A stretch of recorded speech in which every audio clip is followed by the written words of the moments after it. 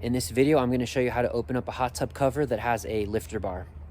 Here is our hot tub that we have at our rentals. For some reason, this really perplexes and confuses a lot of people.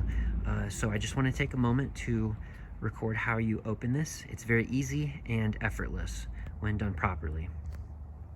So the first thing I want to point out is this bar right here is called a lifter bar. This is here to hold the weight of the cover. This is not here for you to lift up and try to push out of the way, because why is this weird bar here? That's not the purpose of it. Its purpose is to hold the weight of the actual cover, because these covers can be pretty heavy. So the first thing you need to do is unclip. And once you have the cover unclipped, the next thing you do is you open it up, and you open it so that it's on the lifter bar. And then your next step after that is grab the lifter bar, and it's actually going to hinge open.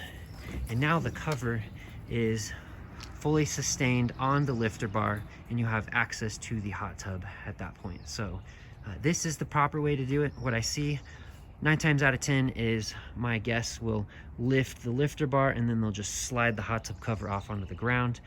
Not ideal, causes damage to the cover, and it's also heavy and awkward to get back onto the hot tub.